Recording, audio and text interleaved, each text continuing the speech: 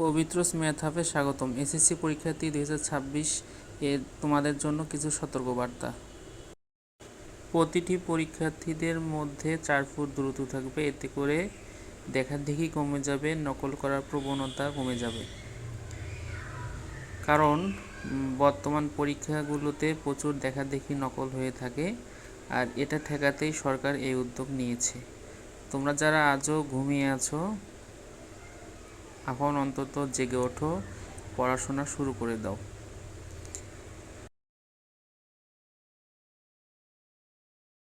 এর প্রভাবে কি ঘটবে চলো দেখি। অনেক পরীক্ষার্থী A+ মিস করবে, 1 ও 2 নম্বরের জন্য অনেকে ফেল করবে, পাশের হার অনেকটা কমে যাবে। কারণ পরীক্ষার হলে যখন পাশাপাশি বসতো বা আগাপিছিয়ে হতো, কোনো ফ্রেন্ড সার্কেলরা একসাথে যখন পরীক্ষা দিত, তখন তারা অনেক সুযোগ পেত, MCQতে বেশি করে সুযোগ নিত, একজন না পেলে আরেকজন হেল্প করতো। কিন্তু এখনকার নিয়ম অনুযায়ী এটা সম্ভবত আর হচ্ছে না।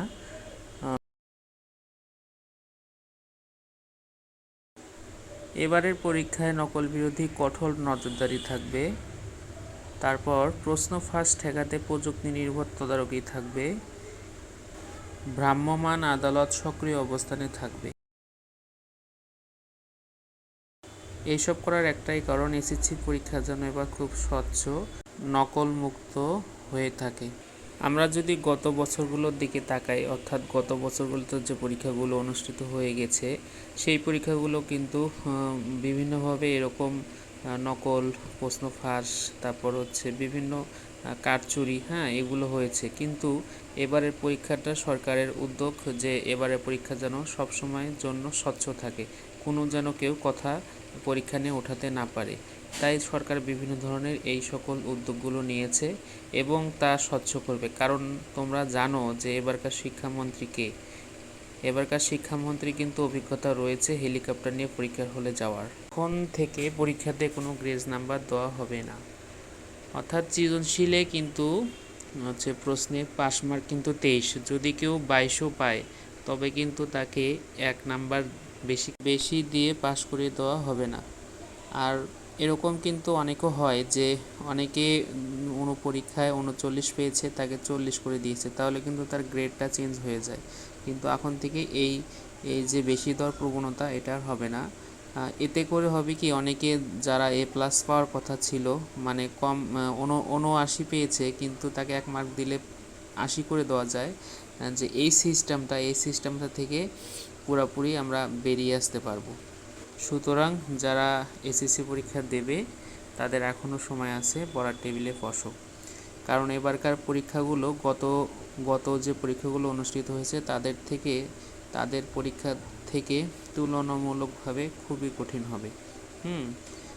কঠিন বলবো না ঠিক, নিয়মকানুন সব কিছু স্বচ্ছ হবে।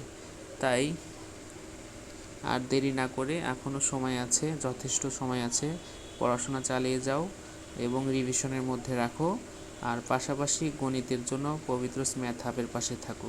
আর একটা কথা তোমাদের স্মরণ করে দিই, এবারকার কিন্তু শিক্ষামন্ত্রী হেলিকপ্টার নিয়ে পরীক্ষা কেন্দ্রে যাওয়ার কিন্তু একটা অভ্যাস আছে তার। সুতরাং তোমরা এখনও সময় আছে, এখনও প্রায় 34 দিন রয়েছে, এখনও সময় রয়েছে। খুব দ্রুত নিজেদের পড়াশোনার টেবিলে ফিরে যাও।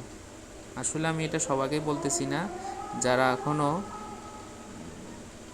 গা ভাসিয়ে চলছো তাদের জন্য। আর অবশ্যই পবিত্র ম্যাথ হাবের পাশে থাকো, তাহলে তোমাদের অঙ্কের যে সমস্যা, এই অঙ্কগুলো নিয়ে আর কোনো সমস্যা থাকবে না। ঠিক আছে।